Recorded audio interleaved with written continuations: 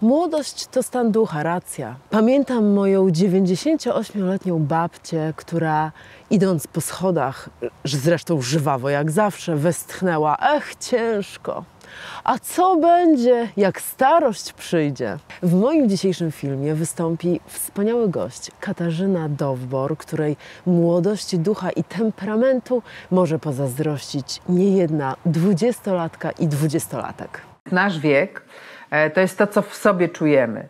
Mnie czasem pytają, ile pani ma lat? I ja mówię, w papierach mam 60, ale tak naprawdę czuję się na 30-35. Cały czas mam wrażenie, że we mnie jest ta sama Kasia, którą byłam, kiedy miałam te 30-35 lat. Socjologowie nazywają nasze społeczeństwo starzejącym się. Odsetek osób 65+ wynosi dziś około 20% z tendencją wzrostową. Około 2050 roku osób w wieku powyżej 65 lat będzie aż 30%. Czyli gdy ja będę w tym wieku, co trzecia osoba będzie seniorem. Jest to związane z dwoma procesami. Tym, że coraz dłużej żyjemy oraz tym, że mamy coraz później i coraz mniej dzieci. Ja jestem w ogóle optymistką. Uważam, że szklanka jest zawsze do połowy pełna i tak trzeba na życie patrzeć, bo to życie mamy takie krótkie i tylko jedno. Teraz mam 60 lat i tak patrzę i myślę sobie, Boże, jak ono szybko gdzieś tam przemknęło. Dopiero co miałam 20, 30, 40, 50. I gdzieś ono umknęło. Gdzieś już było. Tu się działo, tam się działo. Każdy dzień mija tak szybko. Nie pozwalajmy uciekać tym chwilom. Cieszmy się nimi.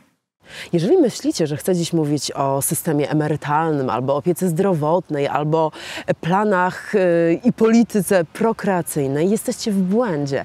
Dziś chcę mówić o samotności, nazywanej chorobą XXI wieku i ciekawym pomyśle Komisji Europejskiej, która dostrzega ten problem i finansuje projekty zwalczające samotność i wykluczenie społeczne. Mam parę koleżanek, które w momencie, w którym przeszły na emeryturę, jakby kompletnie odpuściły życie. Ja tego nie mogę zrozumieć. Dlaczego odpuszczamy życie? Przeszedłeś na emeryturę, nie musisz codziennie na 8 czy na 7 chodzić do pracy. Okej, wymyśl sobie jakieś inne zajęcie, ale miej zajęcie, miej pomysł. Nie masz wnuków, rodziny najbliższej, której musisz pomagać się nią zajmować. Zajmij się zwierzętami, bo one też potrzebują naszej uwagi, naszej pomocy. Znajdź sobie, przypomnij sobie, że miałeś kiedyś hobby. Kochałeś malować, jak byłeś młody? Kup sobie Blade-Ram, kup sobie farby, maluj. Zajmij się czymś, zajmij się tym, co sprawia ci przyjemność. Senior, czyli kto? Kto staje wam przed oczami, gdy myślicie o osobie starszej? Jak mówi profesor Paul Balz, światowej sławy psycholog i ekspert w dziedzinie badań nad starością, jest wiele negatywnych stereotypów dotyczących starości. Starzy ludzie są słabi, nie są inteligentni, ich pamięć szwankuje, nie snują planów na przyszłość i nie odczuwają radości życia. Wszystkie są przesadzone. Moja mama, która jest w tej chwili w sanatorium i tak jak już mówiłam, nie chce wracać, odbyłam w związku z tym rozmowę z lekarzem, z geriatrą, który tam się nią zajmuje. On powiedział, mamusia jest cudowna. Mamusia ma 86 lat i ma jeszcze plany. I kiedy dzwonię do niej i słyszę jej radosny głos, kiedy mi opowiada, co się wydarzyło, gdzie były z paniami na spacerze, a ostatnio, bo to jest takie miejsce, gdzie są też konie i są zawody, moja mama uwielbia konie, a ostatnio były zawody i byłyśmy oglądać, kibicowałyśmy z paniami.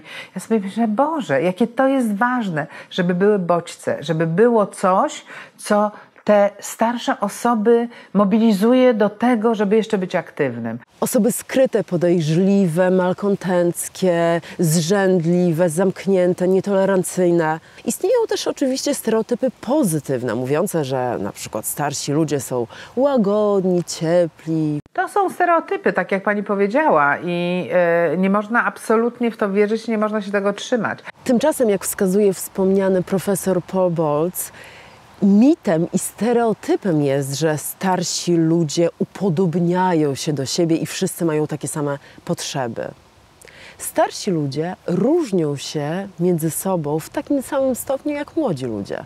Ja znam bardzo wielu młodych ludzi, młodych dziewcząt, które mają po 20 parę, 30 lat i one uważają, że już właściwie nic fajnego jej w życiu nie spotka. Życie jest okrutne, okropne, beznadziejne i tak dalej, i tak dalej. Życie jest piękne, mamy tylko jedno życie. To od nas zależy, od naszego charakteru, od naszego nastawienia, że to życie spędzimy pięknie, że to życie, że będziemy mieli co wspominać. Ja jestem zwolenniczką teorii, że lepiej zrobić coś, żeby potem nie żałować, że się czegoś nie zrobiło. Więc róbmy te rzeczy, na które mamy ochotę, które nas usatysfakcjonują, które nam sprawią przyjemność i żyjmy. Życie pełną piersią to jest życie aktywne. To jest życie, które polega na tym, że nam się chce. Stereotypy i dyskryminowanie ze względu na wiek ma nawet swoją nazwę – ageism. Za każdym razem, gdy wpadniecie w pułapkę uproszczonego myślenia i oceniania innych ze względu na wiek, co komu na przykład, gdy ma określoną ilość lat, przystoi, a co nie, opanujcie się. Nie zapomnę historii, którą opowiadała mi mama, która z kolei rozmawiała ze swoją babcią, która rzekła do niej tak: wnusiu, patrzysz teraz na starą kobietę, którą jestem, a we mnie wciąż jest ta sama młoda dziewczyna, którą byłam kiedyś. Sama gdy patrzę na swoje pomarszczone dłonie, ciało, twarz, widzę staruszkę, a tak naprawdę wciąż czuję się młodą, 20-letnią kobietą i mogłabym wciąż biec, tańczyć, całować. Nigdy nie miałam okazji poznać mojej prababci osobiście, bo zmarła zanim się narodziłam, ale jej słowa, a wraz z nimi ona, wciąż we mnie żyją i myślę, że w dużym stopniu wyznaczyły to, w jaki sposób patrzę na osoby starsze.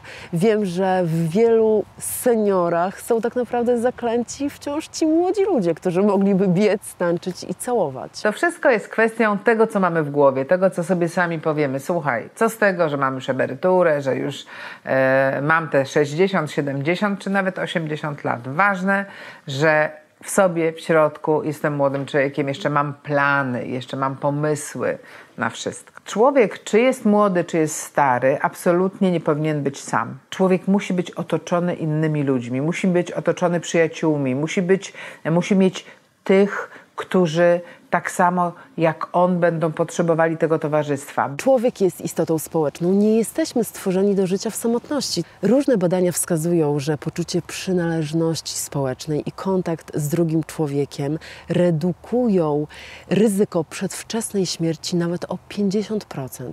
I odwrotnie. Poczucie izolacji społecznej, wykluczania, samotność zwiększają to ryzyko. To są bardzo ważne sprawy, żeby nie być kompletnie samotnym. Samotność jest cichym zabójcą. Samotność to jest coś takiego, co powoduje, że nam się nie chce żyć, że czujemy się gdzieś tam wyobcowani, czujemy się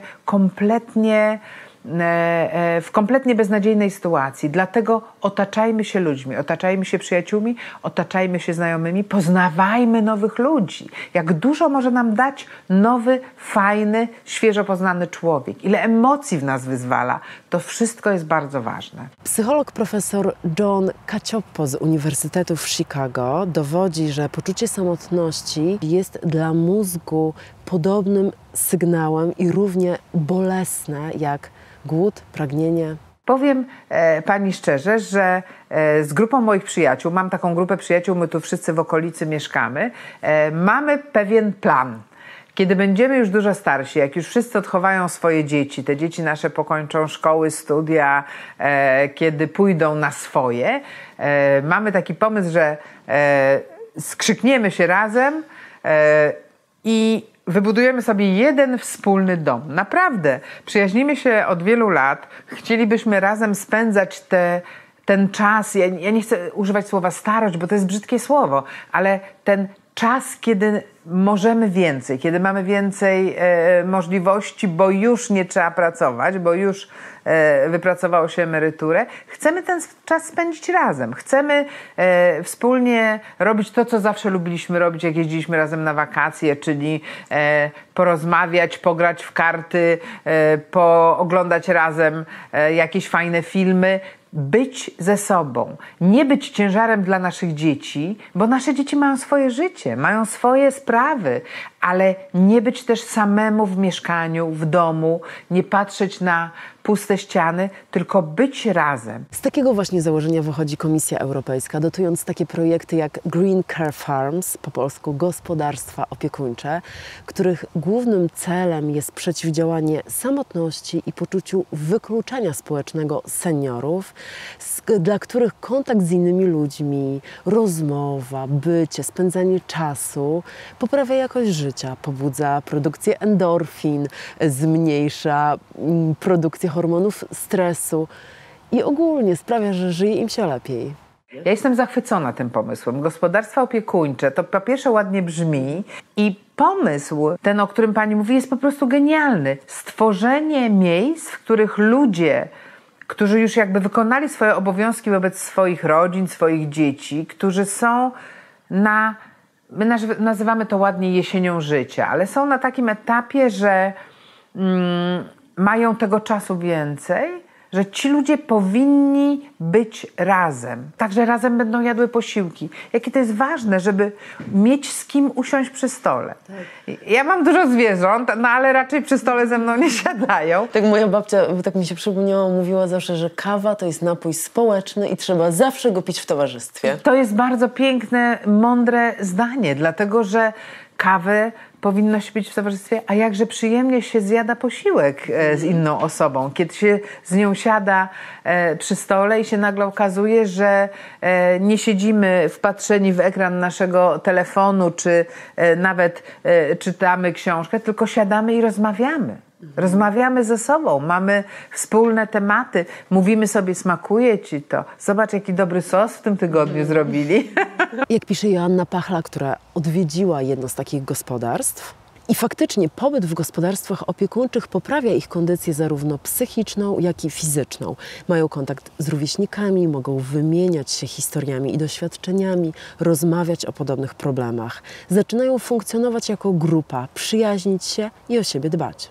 Jestem zachwycona pomysłem gospodarstw opiekuńczych i tak sobie myślę, że to może my z przyjaciółmi nie będziemy budowali tego domu, tylko właśnie takie sobie gospodarstwo jedno wynajmiemy, ale pomysł fantastyczny. Z badania przeprowadzonego przez Stowarzyszenie Mali Bracia Ubogich wynika, że głównym problemem osób starszych nie jest bieda ani problemy ze zdrowiem, lecz właśnie samotność. Naprzeciw tym problemom wychodzi Unia Europejska, dotująca takie projekty jak gospodarstwa opiekuńcze i możemy również wyjść my, demaskując swoje myślenie oparte na stereotypach i dbając o to, by bliscy w naszym otoczeniu nie byli samotni. Do Państwa mam taką ogromną prośbę. Kochajcie swoich rodziców, dbajcie o nich, ale pamiętajcie także o tym, że nie tylko to, że mają czysto w domu, że dobrze zjedli, że przynieśliście ten obiad, jest dla nich ważne. Ważne jest to,